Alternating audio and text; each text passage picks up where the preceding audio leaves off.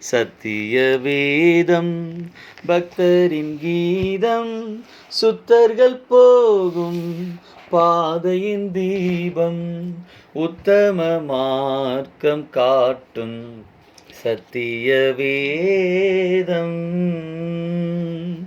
வேத பிரிய தேவ புதல்வர் சேதமடையா நடந்திடுவார். வேத பிரிய தேவ புதல்வர் சேதமடையாம் நடந்திடுவார். இலைகள் உதிரா மரங்கள் போல இவர்கள் நல்ல கனி தருவார்.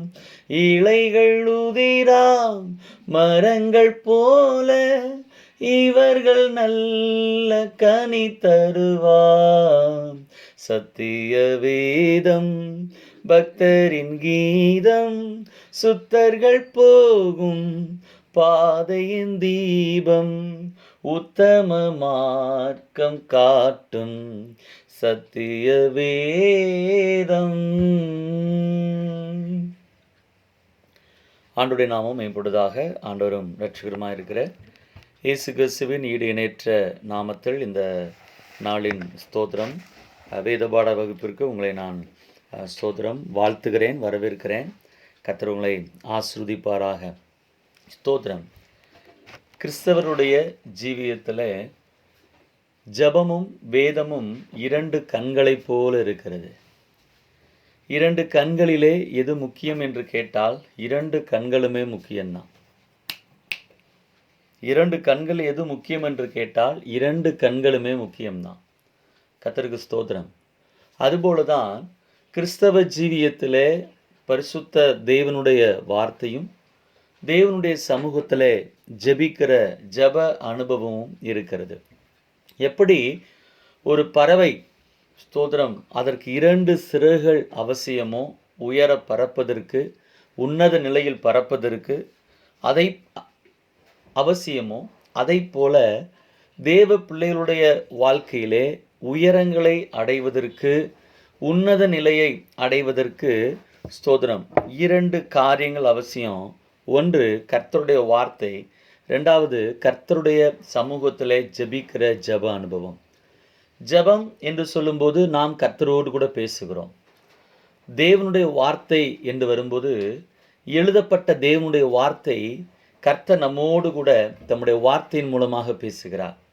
கர்த்தருடைய நாமம் மகிமைப்படுவதாக. இந்த உலகத்திலே ஒரு பொருள், விலையேறப்பெற்ற ஒரு பொருள், விலை மதிப்புள்ள ஒரு பொருளை நாம் வாங்கும்போது அதை எப்படி கையாள வேண்டும் என்கிறதான ஒரு மேனுவல் புக்கும் அதோடு கூட கொடுக்கப்படும். காரணம் என்னவென்று சொன்னால், அது விலை மதிப்புள்ள புத்தகம். அதை சேதமடையாமல் அதை நாம் பயன்படுத்த வேண்டும் என்று சொன்னால் ஸ்தோத்திரம் அந்த மேனுவல் புக்கிலே சொல்லப்பட்டபடி நாம் அதை கையாளும் போது நாம் சேதங்களுக்கு அந்த பொருளை தவிர்த்து கொள்ளலாம். அதுபோல தான் ஒரு மனிதனுடைய வாழ்க்கைக்கு ஒரு மேனுவல் புக் இருக்கிறது என்று சொன்னால் அது ஸ்தோத்திரம் பரிசுத்த வேதாகமம் தான். மனிதன் யார், எங்கே இருந்து வந்தான், எங்கே போகிறான் என்ற அனைத்து கேள்விகளுக்குமான பதிலை பரிசுத்த வேதாகமம் நமக்கு கொடுக்கிறது. ஸ்தோத்திரம். மனிதன் எங்கே இருந்து வந்திருக்கிறான், யாரிடத்திலிருந்து வந்திருக்கிறான், யாராக இருக்கிறான் ஸ்தோத்திரம் என்கிற காரியத்தை பரிசுத்த வேதாகமம் நமக்கு வெளிப்படுத்தி காண்பிக்கிறது. பரிசுத்த வேதாகமம் அனைத்தினுடைய ஆரம்பத்தையும் முடிவையும் நமக்கு தெளிவாக சொல்லுகிறது. மனிதன் எப்படி நடந்து கொள்ள வேண்டும், மனிதனுக்கு தேவையான அத்தனை ஆசீர்வாதங்களும் ஸ்தோத்திரம் பரிசுத்த தேவனுடைய வார்த்தையின் மூலமாகவே நமக்கு கிடைக்கிறது. இந்த கடைசி நாட்களை ஜீவிக்கிற நமக்கு தேவையான விடுதலை, ரட்சிப்பு, நன்மை, மேன்மை, ஆசீர்வாதம், உயர்வு, ஆலோசனை, அறிவுரை, வார்த்தைகள், வாக்குத்தத்தங்கள் என சகலமும் தேவனுடைய வார்த்தையிலிருந்து தான் நாம் கிடைக்கப்படுகிறோம். நம்முடைய வாழ்க்கையினுடைய மிகப்பெரிய ஆசீர்வாதமே கர்த்தருடைய வார்த்தையாக இருக்கிறது என்கிற தேவனுடைய பிள்ளைகள் புரிந்து கொள்ளணும். தேவனுடைய வார்த்தையை நாம் வாசிக்கும் போது வசனம் சொல்கிறது, வெளிப்படுத்தும் விசம் 1 வசனம், இந்த தீர்க்க தரிசன வசனங்களை வாசிக்கிறவன், கேட்கிறவர்கள், அதில் எழுதியிருக்கிறவைகளை கை கொள்ளுகிறவர்கள் பாக்கியவான்கள். சங்கீதம் 119:1 சொல்லுகிறது, கர்த்தருடைய வேதத்தின்படி நடக்கிற உத்தம மார்க்கத்தார் பாக்கியவான்கள். இந்த பரிசுத்த வேதாகமத்தை நாம் கரங்களில் பெற்றிருக்கிறோம் என்று சொன்னால் அது நமக்கு கிடைத்திருக்கிற மிகப்பெரிய பாக்கியமாக இருக்கிறது. கர்த்தருக்கு ஸ்தோத்திரம், கர்த்தருக்கு மகிமை உண்டாகட்டும். எழுதப்பட்ட தீர்க்க தரிசனமான இந்த தேவனுடைய வார்த்தை நம்முடைய கையிலே கிடைக்கப்பட்டிருக்கிறது என்று சொல்லும்போது அது பல பாதைகளை கடந்து, பல சோதனைகளை கடந்து எழுதப்பட்ட தேவனுடைய வார்த்தையாக, தீர்க்க தரிசனமான வார்த்தையாக நம்முடைய கரங்களில் கிடைத்திருக்கிறது. கிடைக்கப்பெற்ற நீங்களும் நானும் பாக்கியவான்கள். ஒரு காலத்தில் எல்லாருடைய கரங்களிலும் எல்லாருடைய பாஷைகளிலும் பரிசுத்த வேதாகமம் கிடையாது. இன்றைக்கு பரிசுத்த வேதாகமும் உலகில் இருக்கிற ஏறக்குறைய அநேக மொழிகளிலே மொழிபெயர்க்கப்பட்டதும் மொழிபெயர்க்கப்பட்டு கொண்டிருக்கிறதுமான ஒரு புத்தகம் என்னவென்று சொன்னால் பரிசுத்த வேதாகமம்.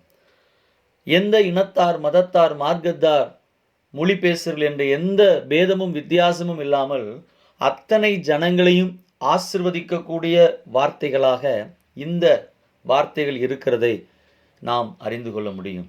இந்த வார்த்தைகள் இன்றைக்கும் ஜனங்களோடு பேசுகிறது, ஜனங்களை ரட்சிக்கிறது, பாவத்திலிருந்து விடுவிக்கிறது, அவர்களை ஆசிர்வதிக்கிறது. காரணம், இந்த வார்த்தைகள் ஜீவனுள்ள தேவனுடைய வார்த்தைகளாக இருக்கிறது.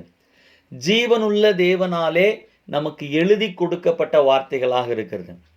பரிசுத்த வேதாகமத்தை யார் எழுதினார் என்று பார்க்கும்போது தேவனே எழுதி கொடுத்தார்.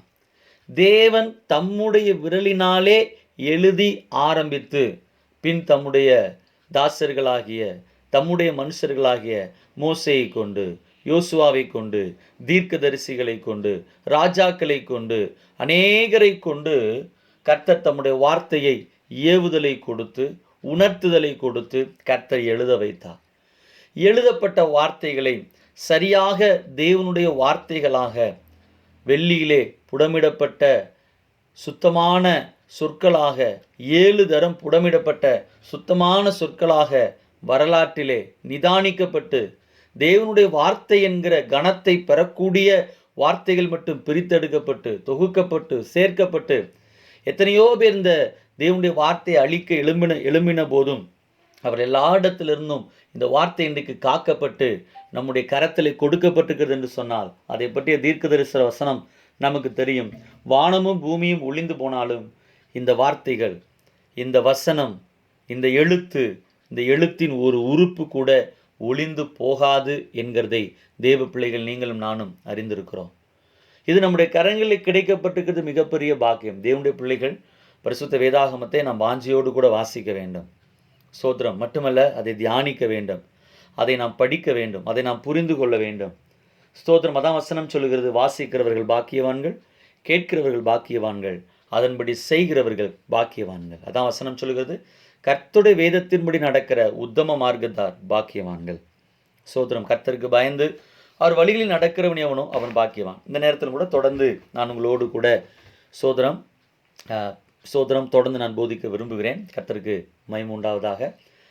ஸ்தோத்திரம். இன்றைக்கு நீங்கள் எல்லாரும் ஒருவேளை ஒரு சிலருக்கு புதிதாக இருக்கலாம், ஒரு சிலர் சில காரியங்கள் நீங்கள் ஏற்கனவே போதிக்கப்பட்டு நீங்கள் கேட்டிருக்கலாம். ஆனாலும் கவனத்தோடு இந்த காரியங்களை கேட்கும்படி உங்களை அன்போடு கூட கேட்கிறேன். இது முதல் வகுப்பாக இருக்கிறதுனால ஒருவேளை இது கொஞ்சம் கடினமாக இருக்கிறது போல தோன்றும். இதை வைத்து ரொம்ப கடினமாக இருக்கிறது வேதத்தை படிப்பது, புரிந்து கொள்வது அப்படின்ட்டு நினைக்காதபடிக்கு நீங்கள் தொடர்ந்து வருகிற எல்லா வகுப்புகளிலும் கலந்து கொள்ளும்போது அது மிகவும் உங்களுக்கு எளிமையான முறையில், லகுவான முறையில் ஆண்டுடைய வார்த்தைகள் உங்களுக்கு போதிக்கப்படும்.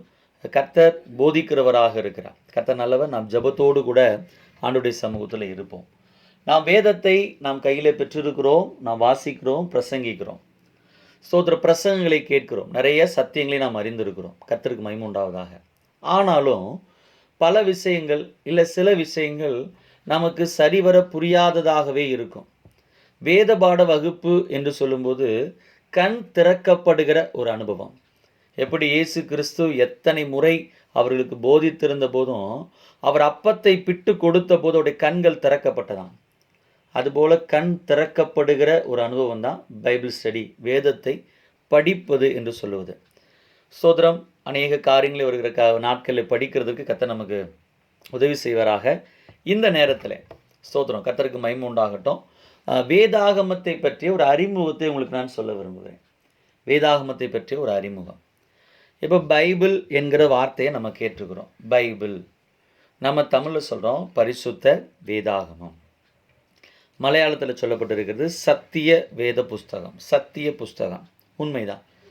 பைபிள் மட்டும்தான் உள்ளதை உள்ளதென்றும் இல்லதை இல்லதென்றும் சொல்லக்கூடிய ஒரு புத்தகமாக இருக்கிறது. சில புராணங்களை நீங்கள் பார்ப்பீர்கள் என்று சொன்னால் அந்த கதாநாயகர்கள் அவர்கள் செய்த நல்ல காரியங்கள் உயர்த்தி காண்பிக்கப்பட்டு இருக்கும். அவர்கள் ஒருவேளை கேடான ஒரு காரியத்தை செய்திருந்தால் அது அப்படியே பூசி முழுகப்பட்டு இருக்கும், அது மறைக்கப்பட்டு இருக்கும். இல்லை என்று சொன்னால் இதுவும் அவருடைய திருவிளையாடல் என்று சொல்லி முடிக்கப்பட்டிருக்கும். ஆனால் பைபிள் அப்படி அல்ல. பைபிள் சத்தியத்தை சொல்லுகிற புத்தகம். தாவீது கர்த்தரை உத்தமமாய் சேவித்ததை உத்தமமாய் சேவித்தான் என்றும், தாவீது பாவம் செய்தாலும் அதையும் வெளிப்படையாக தாவீது பாவம் செய்தான் என்று சொல்லி உண்மையான ஒரு புத்தகம், சத்தியமான புத்தகம் நம்முடைய கரங்களில் இருக்கிற புத்தகம் மட்டுமல்ல, அவைகள் பரிசுத்த தேவனிடத்திலிருந்து பரிசுத்த ஆவியினாலே ஏவப்பட்டு பரிசுத்த இயேசுவாகிய வார்த்தையாக நம்முடைய கரங்களில் கொடுக்கப்பட்டிருக்கிறதுனாலே இந்த வார்த்தை பரிசுத்த வேதாகமமாக இருக்கிறது. கர்த்தருக்கு மகிமை உண்டாகட்டும். இப்போது பைபிள் நிறைய விஷயங்கள் இன்றைக்கி நான் உங்கள்கிட்ட பேசும்போது நிறையா இன்ஃபர்மேஷன்ஸாக உங்களுக்கு இருக்கும். கர்த்தர் நல்லவர். நீங்கள் ஒருவேளை நீங்கள் நோட்ஸ் எடுக்கிற ஒரு ஆளாக இருந்தால் நீங்கள் கையில் பேப்பர் பேனா வச்சுருந்தா நீங்கள் வேகமாக நோட்ஸ் எடுத்துக்கொள்ளுங்கள். எல்லாத்தையுமே நீங்கள் சில நோட்ஸ் எடுக்க முடியாது, எடுக்க முடியலைனாலும் பரவாயில்ல. உங்களுக்கு எது உணர்த்தப்படுதோ, எது உங்களுக்கு தொடப்படுதோ, எது நீங்கள் எழுதணும்னு அவசியப்படுதோ அதை மட்டும் நீங்கள் எழுதி கொள்ளலாம். சிலருக்கு கண்டிப்பாக எழுதணுமா படிக்கணுமா, என்ன படிக்கிறதுனே நிறைய நேரத்தில் பிடிக்காது. நம்ம பிள்ளைங்கள சின்ன வயசில் பள்ளிக்கூடத்தில் பேப்பர் பேனா நோட்டு இதை பார்த்தாலே நமக்கு அலர்ஜி. இல்லை பாஸ் நாங்கள் நல்லா கேட்டுக்கிறோம் அப்படின்னு சொல்லுங்கள். நீங்கள் கவனமாக கேளுங்க. இந்த வார்த்தைகள் உங்களுக்கு ஆசீர்வாதமாக இருக்குது. சில நேரத்தில் அதிகப்படியான தகவல்கள் உங்களுக்கு கொடுக்கப்படுகிறது போல் இருக்கும். நீங்கள் அது சில நேரம் உங்களுக்கு நன்றாக புரியலாம், புரியாதே போல் இருக்கலாம். ஆனால் நீங்கள் தொடர்ந்து கூட வந்துக்கிட்டே இருந்தீங்கன்னா ஓவரால் நீங்கள் ஃபுல்லாக கவனிக்கும்போது உங்களுக்கு கடைசியில் ஒரு தெளிவான ஒரு புரிதல் வரும். முதல் வகுப்பு என்கிறதுனால கொஞ்சம் சில கடினங்கள் உங்களுக்கு இருக்கலாம். நான் உங்களுக்கு உறுதியாக சொல்கிறேன், அடுத்தடுத்து வருகிற வகுப்புகளை எவ்வளவு எளிதாக லகுவாக உங்களுக்கு சொல்லிக் கொடுக்க முடியுமோ சொல்லிக் கொடுக்கறதற்கு நான் பிரயாசப்படுகிறேன். தேவன் நல்லவர். பரிசுத்த வேதாகமத்திற்கு ஆங்கிலத்தில் பைபிள் என்கிற ஒரு பெயர் இருக்கிறது. இந்த உலகத்திலே பெயர் வைக்கப்படுவதற்கு ஒரு காரணம் இருக்கும். அதுபோல் இந்த பைபிள் என்கிற பெயர் எப்படி வந்தது என்று தெரிந்தாலே நாம் ஆச்சரியப்படுவோம், நாம் கர்த்தரை மகிமைப்படுத்துவோம். அது ஒரு சாதாரண நிலையிலிருந்து வந்த பெயர் அல்ல. பைபிள் என்கிற வார்த்தை இன்னும் சொல்ல வேண்டுமானால் பிப்ளியோன், பிப்ளியோஸ், பிப்ளோஸ் என்கிறதான கிரேக்க வார்த்தையிலிருந்து வந்தது. அப்படியானால் என்ன பிப்ளியோன் அப்படின்னு சொன்னால் புத்தகம், சுருள், எழுதப்பட்ட புத்தகம் என்ற அர்த்தம். பைபிள் என்று சொன்னாலே புத்தகம் என்று தான் அர்த்தம். அப்படின்னா என்ன? The book. இந்த உலகத்தில் 1000 புத்தகங்கள் இருக்கலாம், 10,000 புத்தகங்கள் இருக்கலாம். ஆனால் புத்தகம் என்று சொல்லப்படுவதற்கு தகுதியான பாத்திரமான ஒன்று என்னென்று சொன்னால் தேவனால் எழுதி நம்முடைய கரங்களில் கொடுக்கப்பட்ட பரிசுத்த வேதாகமம். அதுதான் புத்தகம். 1000 புத்தகங்கள் இருக்கலாம், ஆனால் புத்தகம் என்று சொன்னாலே அது பரிசுத்த வேதாகமம் தான். கர்த்தருக்கு மகிமை உண்டாகட்டும். இந்த பைபிள் என்கிற வார்த்தையை நான் சொல்லியிருந்தேன் உங்களுக்கு. பிப்ளியோன் அப்படின்ற அந்த கிரேக்க வார்த்தையிலிருந்து வந்தது. பிப்ளியோன், பிப்ளோஸ் என்று சொல்லுவார்கள். நீங்கள் தானியேல் தீர்க்கதரிசன புத்தகம் 9வது அதிகாரம் அந்த 2வது வசனம், அதில் புத்தகங்கள் என்கிற வார்த்தை செப்தூஜந்த் கிரேக்க மொழிபெயர்ப்பிலே மொழிபெயர்க்கப்பட்ட போது அது டாய்ஸ் பிப்ளியோஸ் என்கிற வார்த்தை அதற்கு பயன்படுத்தப்பட்டது. அதுபோல் 2ஆம் நூற்றாண்டிலே வேத எழுத்துக்களை டா பிப்ளியா என்று அவர்கள் அழைக்க ஆரம்பித்தார்கள். கர்த்தருக்கு ஸ்தோத்திரம். பிப்ளியோன், பிப்ளோஸ். இந்த பிப்ளோஸ் அப்படின்ற அந்த வார்த்தை எங்கேருந்து வந்துச்சுன்னு பார்த்தீங்கன்னா, எழுதுகிறதற்கான பேப்பர், காகிதம் எதிலிருந்து எடுக்கப்பட்டது, தயாரிக்கப்பட்டதுன்னா கிறிஸ்து பிறப்பதற்கு முன் 11வது நூற்றாண்டில் எகிப்தினுடைய நைல் நதியிலே அவருடைய டெல்டா பகுதியிலே பாப்பிரஸ் என்று சொல்லப்படுகிற நாணர் புற்கள் எடுக்கப்பட்டது. அந்த நாணர் புற்களிலிருந்து தான் இந்த பிப்ளோஸ் என்கிற வார்த்தை வந்தது. இந்த நாணர் புற்கள் கேபிள் என்கிற ஒரு ஒரு பட்டணத்திற்கு ஏற்றுமதி செய்யப்பட்டது. எதற்காக என்று சொன்னால் காகிதம் செய்வதற்காக. காலப்போக்கிலே இந்த கேபிள் என்கிற பட்டணம் கூட புத்தகங்களின் பட்டணம் என்று தான் அழைக்கப்பட்டது. அப்போ பார்க்குறோம், எகிப்தினுடைய அந்த நைல் நதி ஓரங்களில் இருக்கிற அந்த நாணல் புற்கள், அதோடைய பேர் தான் பாப்பிரஸ். அதிலிருந்து தான் புத்தகம் அது பிரிண்ட் செய்யப்படுவதற்கான அந்த காகிதம், அந்த அச்சிடப்படுவதற்கான அந்த காகிதம், அந்த எழுது பொருள், அந்த எழுதுகிற அந்த தாள் அது உருவாக்கப்பட்டது. அதிலிருந்து வந்த வார்த்தை தான் அந்த பிப்ளோஸ் என்ற வார்த்தை.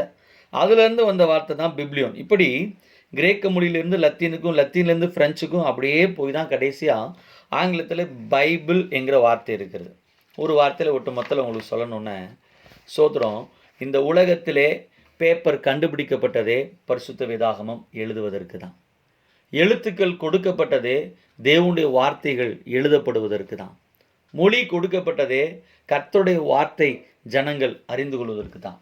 அப்போது பைபிள் அப்படின்னு நம்ம சாதாரணமாக சொல்லிடுறோமே, அது சாதாரண ஒரு வார்த்தை இல்லை, புத்தகம். புத்தகம் என்று சொன்னாலே பைபிள் தான். உலகத்தில் நல்வழிகளை, அறவழிகளை, நீதி காரியங்களை போதிக்கக்கூடிய எத்தனையோ புத்தகங்கள் இருந்தாலும் அவைகளுக்கெல்லாம் உயர்ந்து நிற்கிற ஒரு புத்தகம் பரிசுத்த வேதாகமம். அதனால தான் அதுக்கு பைபிள், த புக், அதுதான் புத்தகம் என்று நாம் சொல்கிறோம். இப்படி பரிசுத்த வேதாகமத்திற்கு கொடுக்கப்பட்டிருக்கிற பெயருக்கே ஒரு பெரிய ஒரு விளக்கம் இருக்கிறது. சோதரம் இன்னும் சொல்லணும்னு சொன்னால், பரிசுத்த வேதாகமத்தை பற்றி பரிசுத்த வேதாகமத்திலே நிறைய பெயர்கள் கொடுக்கப்பட்டிருக்கிறது. பார்க்கலாம், தேவனுடைய வார்த்தை, கர்த்தருடைய வார்த்தை, கர்த்தருடைய சாட்சி, கர்த்தருடைய கற்பனை, இப்படி நிறையா சொல்லப்பட்டிருக்கிறது. கர்த்தருடைய வார்த்தையை குறித்து உருவகமாக நிறைய வார்த்தைகளும் பைபிள் நமக்கு சொல்லப்பட்டு, கர்த்தருடைய வார்த்தை அக்கினிக்கு ஒப்பாக இருக்கிறது, தண்ணீருக்கு ஒப்பாக இருக்கிறது, கண்மலை உடைக்கும் சம்மட்டிக்கு ஒப்பாக இருக்கிறது, அது கண்ணாடிக்கு ஒப்பாக இருக்கிறது என்று நிறைய உருவகமான வார்த்தைகளும் சொல்லப்பட்டிருக்கிறது. இதெல்லாம் நீங்கள் ஒரு வார்த்தையை தெரிந்து கொள்ள வேண்டும் என்பதற்காக இடையிலே சொல்கிறேன். இப்படி பரிசுத்த வேதாகமம் என்கிற வார்த்தை, ஸ்தோத்திரம், அது மிகவும் ஒரு மேன்மையான ஒரு வார்த்தை என்பது தேவ பிள்ளைகள் புரிந்து கொள்ளும். அதற்காக தான் சோதரர் இவ்வளவு நேரம் எடுத்து நான் அந்த காரியத்தை சொன்னேன். இப்போ நமக்கு தெரியும், பரிசுத்த வேதாகமம் நம்ம கையில் இருக்கிறது என்று சொல்லும்போது இது 2 பிரிவுகளாக பிரிக்கப்பட்டிருக்கிறது நமக்கு தெரியும். ஒன்று பழைய ஏற்பாடு, இன்னொன்று புதிய ஏற்பாடு. தமிழ் பைபிளில் நமக்கு அப்படி இருக்குது, பழைய ஏற்பாடு, புதிய ஏற்பாடு. ஆங்கிலத்தில் நீங்கள் வாசிப்பீங்கன்னா ஓல்டு டெஸ்டமெண்ட், நியூ டெஸ்டமெண்ட் அப்படின்னு அர்த்தம். இப்போ ஏற்பாடுன்னு என்ன, அதுக்கு நமக்கு அர்த்தம் தெரியணும் இல்லையா? ஏற்பாடு என்பது ஆங்கிலத்தில் டெஸ்டமெண்ட் என்று இருக்கிறது. இந்த ஆங்கில வார்த்தை எங்கேருந்து வந்துச்சுன்னா, லத்தீன் வார்த்தை. லத்தீன் வார்த்தையில் டெஸ்டமெண்டம். ஜெரோம் அவருடைய லாட்டின் வல்கேட், லத்தீன் வால்கேட் என்று சொல்லப்படுகிற அந்த மொழிபெயர்ப்பில் டெஸ்டமெண்டம் என்ற வார்த்தை தான் பயன்படுத்தப்பட்டது. அதில் இருந்து தான் டெஸ்டமெண்ட் என்ற வார்த்தை வருகிறது. இதே இது எப்ரேய வேதாகமத்தில் என்ன சொல்லப்பட்டிருக்குன்னா பெரீத், பெரீத் அப்படின்ற வார்த்தை சொல்லப்பட்டிருக்கிறது. ஸோ இதற்கு சமமான ஆங்கில வார்த்தை என்ன அப்படின்னு நீங்கள் பார்த்தீங்கன்னா கவனன்ட், இன்னும் சொல்லணும்னா உடன்படிக்கை. கிரேக்க மொழியில் இதற்கு சமமான ஒரு வார்த்தை என்ன சொல்லப்பட்டிருக்குன்னா டியாத்தகே. சோதரம் ஓவரால் நான் உங்களுக்கு சொல்லணும்னா என்னென்ன, ஏற்பாடு என்பது டெஸ்டமெண்ட், டெஸ்டமெண்டம், பெரீத், டியாத்தகே, கவனன்ட். நம்ம புரிகிற மாதிரி ஒரே வார்த்தையில் சொல்லணும்னா உடன்படிக்கை. ஏற்பாடு என்று சொல்லுகிற இந்த வார்த்தையினுடைய அர்த்தம் டெஸ்டமெண்ட், அந்த வார்த்தையுடைய அர்த்தம் என்ன, உடன்படிக்கை. டெஸ்டமெண்டம் அப்படின்னு சொன்னாலும் உடன்படிக்கை. எபிரேய பாஷையில் பெரீத் என்று சொன்னாலும் உடன்படிக்கை. டியாத்தகே என்று சொன்னாலும் கிரேக்க பாஷையில் உடன்படிக்கை. அப்போ நம்ம பார்க்குறோம், அப்போது அதுக்கு அர்த்தம் என்ன, ஓல்டு டெஸ்டமெண்ட், நியூ டெஸ்டமெண்ட். அப்போது அது உடன்படிக்கை. என்ன உடன்படிக்கை, பழைய உடன்படிக்கை, புதிய உடன்படிக்கை. ஏன்னா ஏற்பாடு அப்படின்றத விட அதை நம்ம நன்றாக ஆழமாக புரிந்து கொள்ளணும்னா நம்ம புரிந்து கொள்ளணும் பழைய உடன்படிக்கை, புதிய உடன்படிக்கை. இப்போ ஒரு கேள்வி, பழைய உடன்படிக்கைன்னா பழசாயிடுச்சோ, அப்போ புதிய உடன்படிக்கைன்னா ரொம்ப முக்கியத்துவம் வாய்ந்ததோ? நம்ம நிறைய இடத்துல என்ன நினைப்போம், பழசுன்னா அவ்வளோதான், அதுக்கு வந்து வேலிடிட்டி கிடையாது, அது ரொம்ப முக்கியத்துவம் கிடையாது, அது அவசியம் இல்லை அப்படின்னு நம்ம நினைக்கிறோம். புதுசுன்னா இதாங்க முக்கியம், இதான் கர்த்தர் இப்போ கொடுத்துருக்கிறாரு அப்படின்னு நம்ம நினைக்கிறோம். அப்படி அல்ல. இரண்டுமே எழுதப்பட்ட தேவனுடைய தீர்க்க தரிசனமான வார்த்தைகள். இரண்டும் சரியான, சமமான முக்கியத்துவம் உள்ளவைகள் என்பதை தேவ பிள்ளைகள் புரிந்து கொள்ளணும். ஏன்னா இன்றைக்கி அநேக நேரங்களில் எல்லாரும் என்ன சொல்கிறாங்க அப்படின்னா, பழைய ஏற்பாடெல்லாம் ரொம்ப முக்கியம் இல்லைங்க, அது பழசாயிடுச்சு, அது முடிஞ்சிருச்சு, அது இஸ்ரேல் ஜனங்களுக்கு கர்த்தர் கொடுத்தாரு, யூதர்களுக்கு நமக்கு கொடுத்தாரு, நமக்கு அதெல்லாம் தேவையில்லை, நமக்கு புதிய ஏற்பாடை மட்டும் வாசித்தா போதும். நிறைய பேர் பார்த்தீங்கன்னா பழைய ஏற்பாடே வாசிக்க கூட மாட்டாங்களே, புதிய ஏற்பாடை மட்டும் நாங்கள் வாசிக்கிறோன்னு சொல்லுவாங்க. சில சபைகள் இருக்கிறது, பழைய ஏற்பாட்டு புத்தகங்களில் வாசிக்கவும் மாட்டாங்க, பிரசங்கிக்கவும் மாட்டாங்க, புதிய ஏற்பாட்டு புத்தகங்களை வாசிப்பாங்க, பிரசங்கிப்பாங்க. இப்போ ஒரு பெரிய கேள்வி என்னென்னா, பழைய ஏற்பாடு இல்லாமல் புதிய ஏற்பாடே இல்லை. புதிய ஏற்பாடுன்றது என்ன? பழைய ஏற்பாட்டில் இருக்கிற வசனங்கள் எடுத்து விளக்கி விவரித்து காண்பிக்கப்பட்டிருக்கிறது தான் புதிய ஏற்பாடு. அப்போ உங்களுக்கு எனக்கும் புதிய ஏற்பாடு புரியணும்னா பழைய ஏற்பாடு தெரிஞ்சால் தான் புதிய ஏற்பாடு புரியும். இன்னொரு வார்த்தையில் சொன்னால், பழைய ஏற்பாடு என்பது நிழலாட்டமாக அநேக காரியங்கள் சொல்லப்பட்டிருக்கிறது. புதிய ஏற்பாடு என்பது நிஜமான காரியமாக இருக்கிறது. ஸ்தோத்திரம். அப்போது பழைய ஏற்பாடு இல்லாமல் புதிய ஏற்பாடு இல்லை. அதனால் நம்ம எப்படி சொல்லலாம், பழைய ஏற்பாடுன்னு சொல்கிறத விட, பழைய உடன்படிக்கைன்னு சொல்கிறத விட முந்தின உடன்படிக்கைன்னு சொல்லலாம். அது சரியான வார்த்தையாக இருக்கும். என்னது? முந்தின உடன்படிக்கை. அப்போ புதிய ஏற்பாடு என்ன சொல்லலாம்? புதிய உடன்படிக்கையை பிந்தின உடன்படிக்கை. இப்போ பழைய ஏற்பாடு, புதிய ஏற்பாடு, முந்தின உடன்படிக்கை, பிந்தின உடன்படிக்கை. சரி, அப்போ முந்தின உடன்படிக்கை என்பது என்ன? இப்போ உடன்படிக்கைன்னா உங்களுக்கு தெரியும், டெஸ்டமெண்ட்னா உடன்படிக்கைன்னு சொல்லிட்டோம், ஏற்பாடுன்னா உடன்படிக்கைன்னு சொல்லுவோம். உடன்படிக்கை என்பது இரண்டு பேருக்கு நடுவில் செய்யப்படுகிற ஒன்று. அதில் ஒன்று தேவன், இன்னொன்று மனிதன்.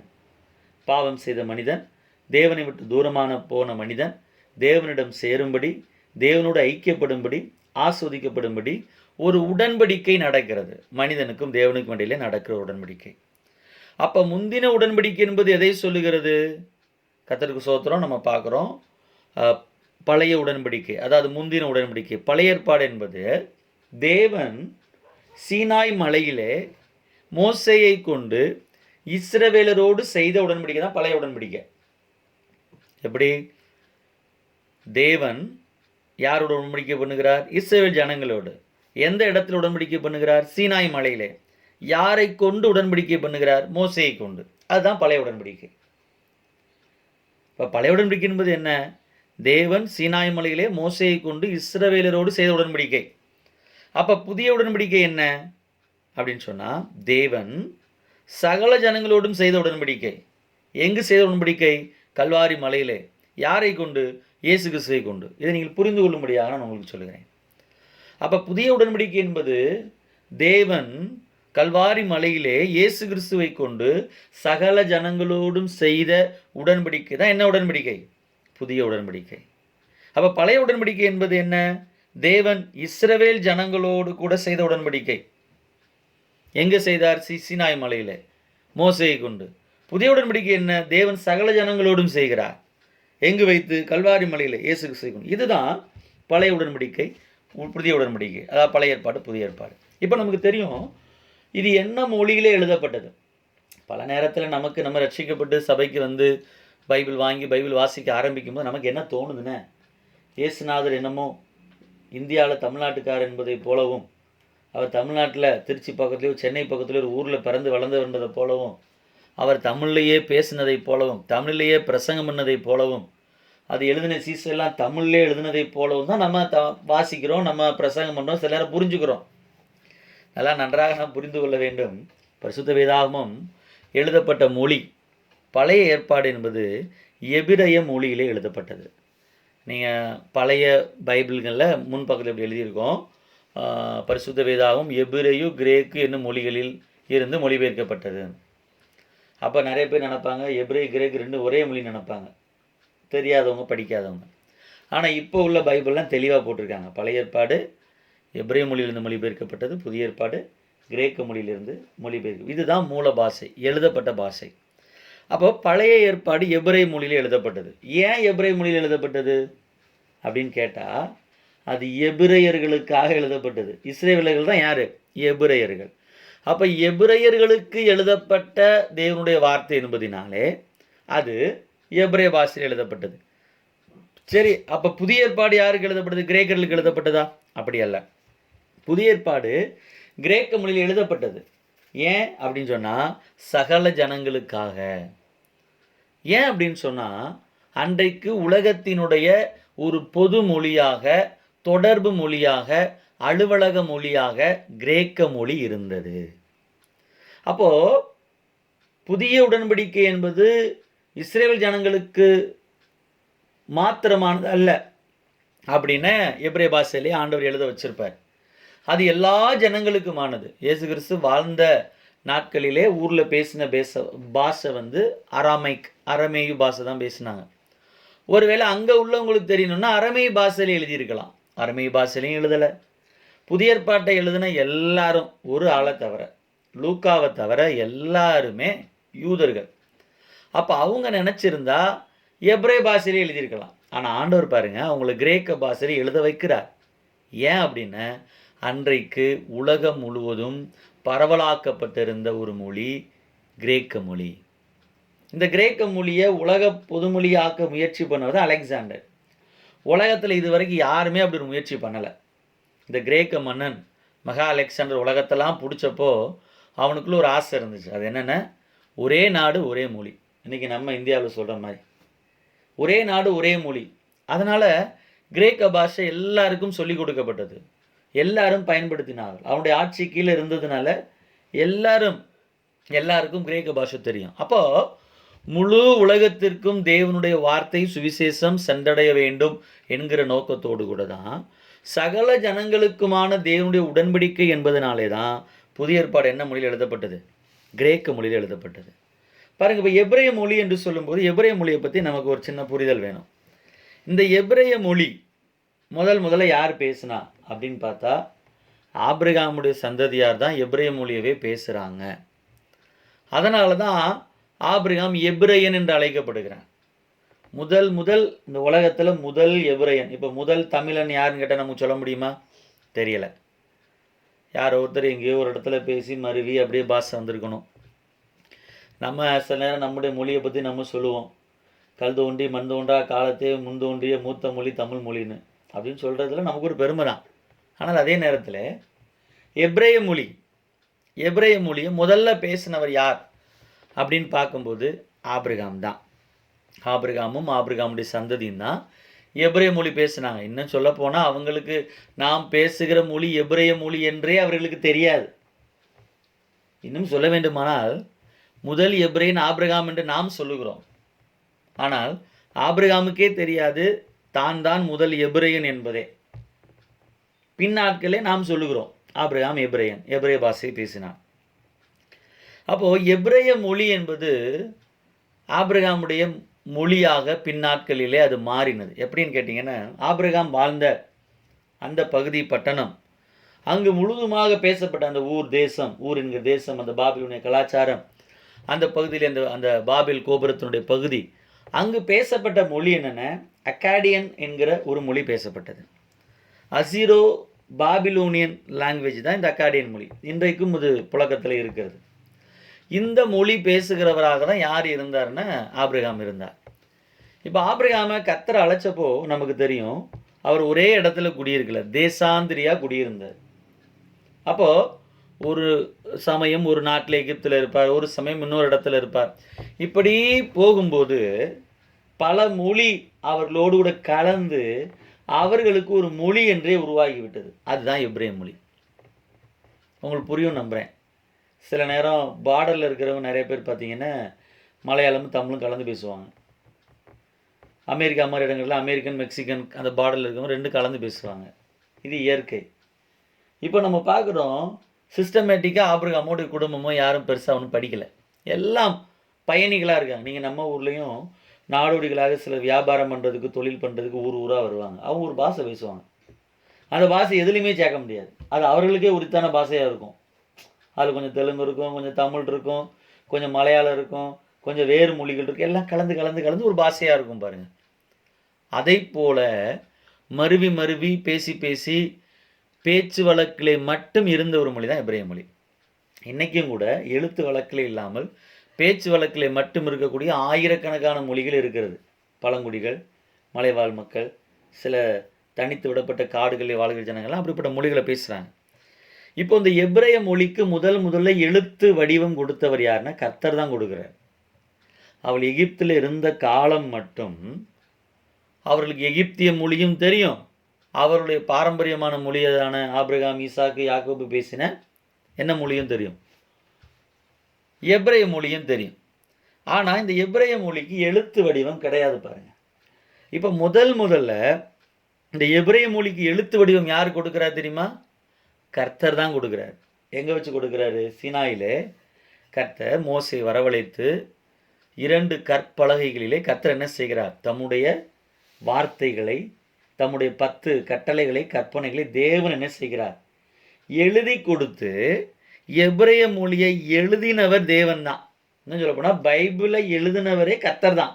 தேவன் தாம் தம்முடைய கையினாலே எழுதி கொடுத்த வல்லமையுள்ள ஜீவனுள்ள வார்த்தை தான் நம்ம கையில் இருக்கிறது.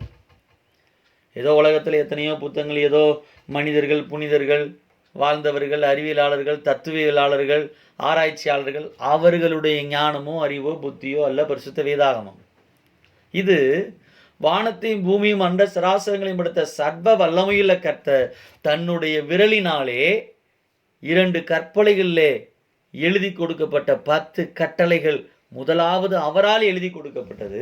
பின்பு கர்த்தர் மோசையை கொண்டு எழுதினார், யோசுவாவை கொண்டு எழுதினார், இன்னும் அநேக தீர்க்கதரிசிகளை கொண்டு எழுதினார். தேவன் தம்முடைய மனுஷர்களாகிய ராஜாக்களை கொண்டு எழுதினார், நியாயாதிபதிகளை கொண்டு எழுதினார், சில மேய்ப்பர்களை கொண்டு எழுதினார், சாதாரணமான மீனவர்கள், மேய்ப்பர்கள், இப்படி பலரை கொண்டு தேவன் தம்முடைய வார்த்தை எழுதினார். அப்படி எழுதப்பட்ட வார்த்தைகள் தான் நம்முடைய கையில் இருக்கிற வார்த்தை. அப்போது இவைகள் சாதாரணமான வார்த்தைகளாக நம்ம நினச்சிடக்கூடாது.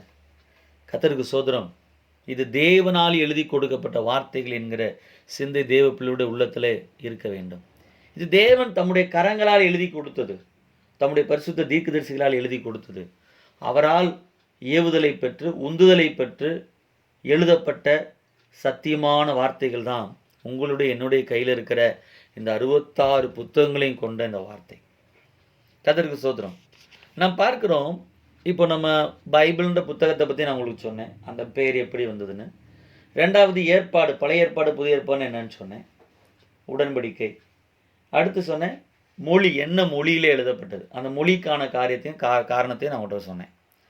இப்போ அடுத்தபடியாக பரிசுத்த வேதாகமத்தில் இருக்கிற புத்தகங்களை பற்றிய ஒரு சின்ன ஒரு விளக்கத்தை மட்டும் நான் உங்களுக்கு கொடுக்க விரும்புகிறேன். பைபிளில் மொத்தம் 2 ஏற்பாடுகள் இருக்கிறது, பழைய ஏற்பாடு புதிய ஏற்பாடு. பழைய ஏற்பாட்டில் 39 புத்தகங்கள் இருக்கிறது, 929 அதிகாரங்கள் இருக்கிறது, 23,145 வசனங்கள் இருக்கிறது பழைய ஏற்பாட்டிலே. அதுபோல் புதிய ஏற்பாட்டிலே 27 புத்தகங்கள், 260 அதிகாரங்கள், 7,957 வசனங்கள் இருக்கிறது. மொத்தமாக ஃபுல் பைபிள் முழு பரிசுத்த வேதாகமத்திலையும் 66 புத்தகங்கள், 1189 அதிகாரங்கள், 31,102 வசனங்கள் இந்த பரிசுத்த வேதாகமத்தில் இருக்கிறது. இது இந்த வசனங்கள் தமிழ் பைபிளில் இருக்கிற வசனங்கள் அடிப்படையில் அல்ல என்பதை புரிந்து கொள்ளணும். இது கேஜேவி மொழிபெயர்ப்பிலே, கிங் ஜேம்ஸ் வசனம் சொல்கிற ஆங்கில மொழிபெயர்ப்பின் அடிப்படையில் இருக்கக்கூடிய வசனங்கள். மற்ற மொழிகளிலே சில வசனங்கள் குறைவாக இருக்கிறத நம்ம பார்க்க முடியும். இந்த கேஜேவி என்கிற மொழிபெயர்ப்பு உலகத்தில் எல்லாராலும் ஏற்றுக்கொள்ளப்படுகிற ஒரு ஆங்கில மொழிபெயர்ப்பு. என்ஐவி போன்ற மொழிபெயர்ப்பில் நிறைய பேர் தவிர்ப்பாங்க. காரணம், நிறைய வசனங்கள் அதில் இருக்காது. காரணம், அது மொழிபெயர்க்கப்பட்டதுனால அதில் மொழிபெயர்ப்பில் ஏற்பட்ட சில பிழைகள், சில விடுபட்ட காரியங்கள் இருக்கும். எனக்கு தெரியும் மலையாள பைபிளில் கூட சில வசனங்கள் கிடையாது. உங்களுக்கு நான் உதாரணமாக சொல்லணுன்னா, கர்த்தாவே நான் என்ன செய்ய சித்தமாக இருக்கிறீர் அப்படின்னு சொல்லி கேட்குறாரு. யார்? பவுல் சவுலாக இருக்கும்போது ஆண்டவரை பார்த்து கேட்குறாரு. என்ன கேட்குறாரு? கர்த்தாவே நான் என்ன செய்ய சித்தமாக இருக்கிறீன்னு கேட்குறாரு. இந்த வசனம் மலையாள பைபிளே கிடையாது. வேணா நீங்கள் சோதிச்சு பாருங்கள், மலையாளம் வெர்ஷனில் அதே வசனத்தை அடித்து டிரான்ஸ்லேட் பண்ணியும் பாருங்கள், இருக்காது. என்ஐவி பைபிளையும் கிடையாது. இப்படி பல வசனங்கள் விடுபட்டு இருக்கின்றன. ஸோ அதை நாம் புரிந்து கொள்ளணும். இதில் நம்ம ரொம்ப சந்தோஷப்படுற ஒரு விஷயம் என்னென்ன, நம்ம தமிழ் மொழியை குறித்து பெருமைப்படுறோம். காரணம் என்ன? தமிழ் மொழி ஒரு செம்மொழி. சொல்ல வேண்டிய கருத்துக்களை சரியாக கேட்கிறவர்கள் புரிந்து கொள்ளத்தக்க விதத்தில் நம்மளால் சொல்ல முடியும். அப்போ அப்படிப்பட்ட ஒரு நல்ல செம்மொழி, நல்ல மொழியாக தமிழ் மொழி இருக்கிறதுனால, அப்போ தமிழ் மொழியில் குறையே இல்லைன்னா அதுலேயும் சில குறைகள் உண்டு. தமிழ் மொழியில் நமக்கு மொழிபெயர்க்கப்பட்டிருக்கிறதுனால நம்முடைய வேதாகமத்தில் அதிகமான தவறுகளை பார்க்க முடியாது. ஆனால் சில இடங்களில் மொழிபெயர்ப்பில் சில வேறுபாடுகள் இருக்கிறத வேத பண்டிதர்கள் இன்றைக்கும் குறிப்பிட்டு காட்டுறாங்க. இன்னும் சில வேத பண்டிதர்கள் தமிழ்லையும் ஒரு சில மாற்று மொழிபெயர்ப்புகள் வேணும்னு கேட்குறாங்க. எப்படி ஆங்கிலத்தில் நிறைய மொழிபெயர்ப்பு இருக்கோ மாற்று மொழிபெயர்ப்பு, சில மொழிபெயர்ப்பு சில தனியாக செய்கிறாங்க. பட் ஆனால் அது எல்லாராலும் அங்கீகரிக்கப்பட்டதாக இருந்தால் நல்லாயிருக்கும். கர்த்தருக்கு மகிமை உண்டாவதாக. என்ன சொன்னால், நீங்கள் தமிழ் பைபிள் நீங்கள் பார்த்தீங்கன்னா அந்த நாட்களில் இது பண்ணவங்க ஒரு மாதிரி பண்ணியிருக்கிறாங்க. தேவன் நல்லவர். சரி, இப்போ இந்த பழைய ஏற்பாட்டு புத்தகங்கள் புதிய ஏற்பாட்டு புத்தகங்கள் எப்படி பிரிக்கலாம்னு நான் உங்களுக்கு சொல்கிறேன். இன்றைக்கி சொல்கிற நிறைய விஷயங்கள் ரொம்ப ஒரு கிளாஸ் இருக்கிற மாதிரியே தான் போகும். ஏன்னா இது ஒரு ஆரம்பமாக இருக்கிறதுனால இன்றைக்கி அப்படி தான் இருக்கும்னு எனக்கு தெரியும், வேறு வழி இல்லை. இது நீங்கள் பரிசுத்த வேதாகமத்தை தொடர்ந்து படிப்பதற்கு, அதை குறித்து பெருமைப்படுவதற்கு, பரிசுத்த வேதத்தின் மேன்மையை மகத்துவத்தை நீங்கள் அதிகமாக புரிந்து கொள்வதற்கு இது உங்களுக்கு ஒரு அஸ்திபாரமாக இருக்கும் தான் அந்த காரியங்கள்லாம் நான் உங்களுக்கு சொல்லிட்டு இருக்கிறேன். அப்படி நம்ம பார்க்கும்போது இந்த பரிசுத்த வேதாகமத்தின் 66 புத்தகங்களையும் நம்ம பிரித்து படிக்கலாம். எப்படி பிரித்து படிக்கலாம்? நீங்கள் வேதாகம கல்லூரியிலோ எங்கேயோ நீங்கள் படிக்கும்போது எப்படி சொல்லிக் கொடுப்பாங்கன்னா, பழைய ஏற்பாட்டில் இருக்க 39 புத்தகங்களையும் 5ஆக பிரிச்சிருப்பாங்க. பழைய ஏற்பாட்டில் இருக்க 39 புத்தகங்களையும் 5 பிரிவுகளாக பிரிச்சிருப்பாங்க. அதில் முதல் பிரிவு என்னென்னா பஞ்சாகமம் சொல்லுவாங்க. அதாவது 5 ஆகமங்கள். அதாவது ஆதியாகமம், யாத்ராகமம், லேவியராகமம், எண்ணாகமம், உபாகமம்.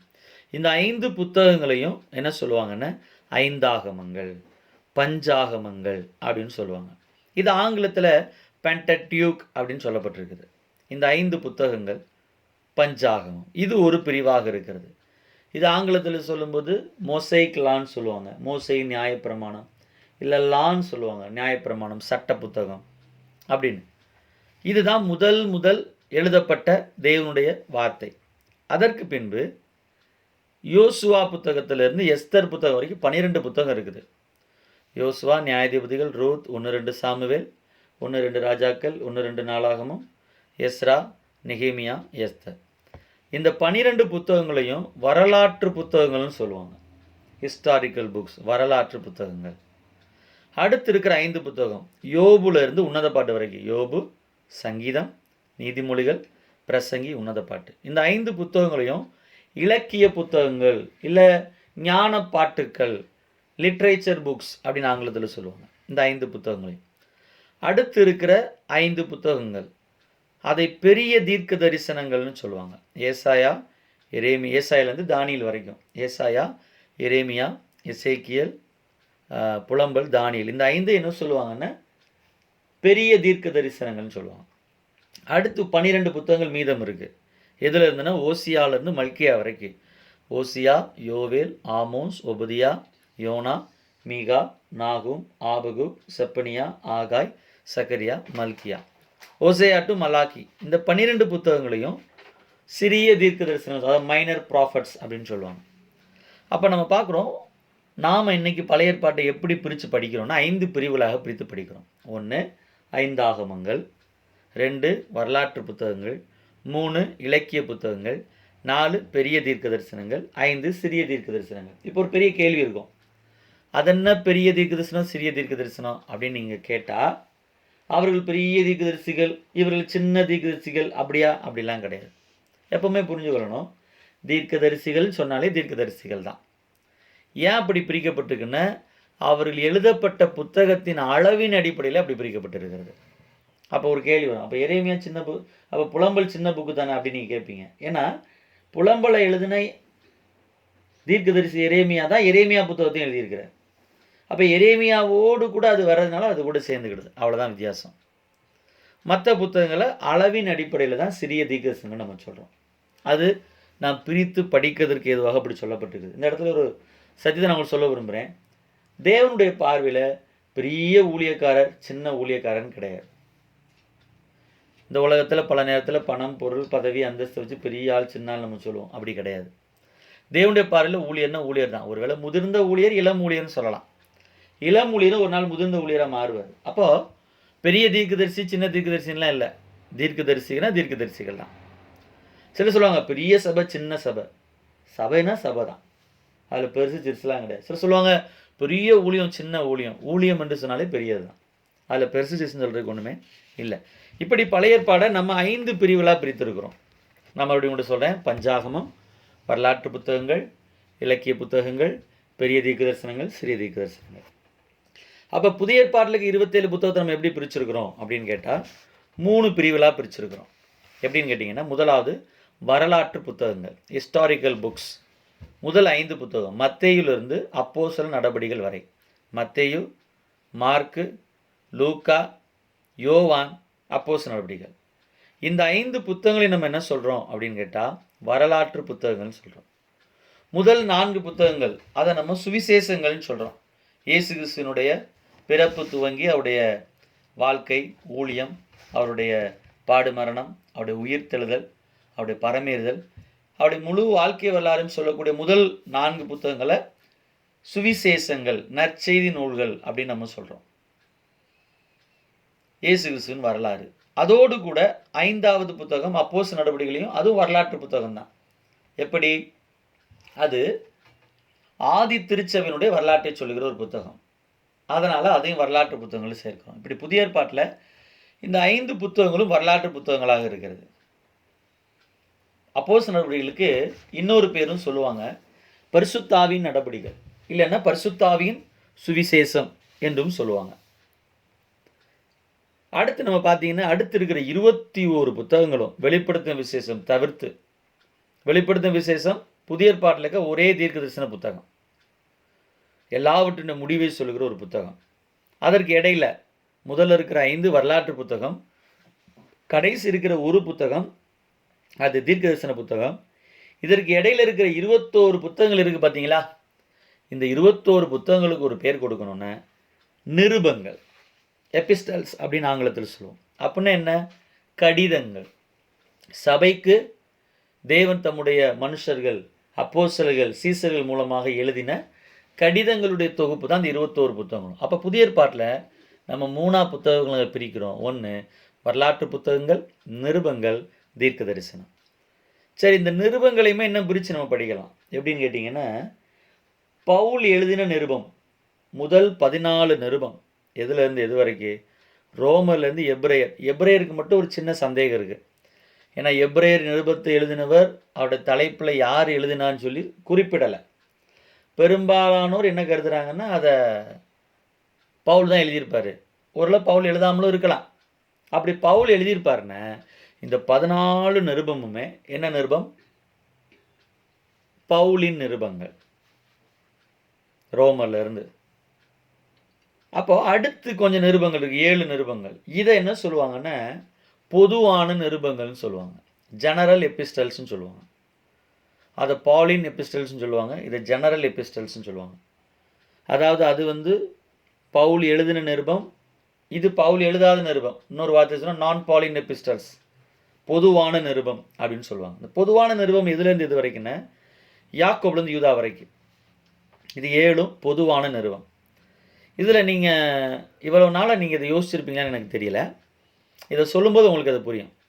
இப்போ பவுல் ஒரு நிருபத்தை எழுதும்போது அந்த நிருபத்துக்கு என்ன தலைப்பு கொடுக்கப்படுதுன்னா, யாருக்கு எழுதுகிறாரோ அவங்க பேர் இருக்குது.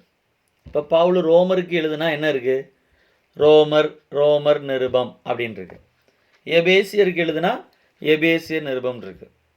அதே நேரத்தில் இந்த பொதுவான நிருபங்களை பார்த்தீங்கன்னா யாருக்கு எழுதப்பட்டதோ அவங்க பேர் இருக்காது, யார் எழுதுனாங்களோ அவங்க பேர் இருக்கும். பேதுரு எழுதின நிருபம், யாக்கோபு எழுதின நிருபம். இது நம்ம ரொம்ப ஆச்சரியப்படுறதுக்கு ஒன்றும் இல்லை. பவுல் நிறைய நிருபங்களை எழுதினதுனால அந்த பட்டணங்கள் யாருக்கு எழுதப்பட்டதோ அதை குறிப்பிட்டு அதற்கு பேர் கொடுக்கப்பட்டது. ஆனால் மற்றவங்க பாருங்கள், நிறைய நிருபங்கள் ஒன்றும் எழுதலை. பேதுரு எழுதுனா 2 எழுதினார், அதனால் 1 பேர் 2 பேர் என்று குறிப்பிடப்படுது. அதுபோல் யாக்கோபு 1 தான் எழுதினார், அதனால் யாக்கோபு நிருபம் குறிப்பிடப்பட்டது. இதுதான் இது 2க்கு இருக்கிற வித்தியாசங்கள். புரியும் நம்புகிறேன்.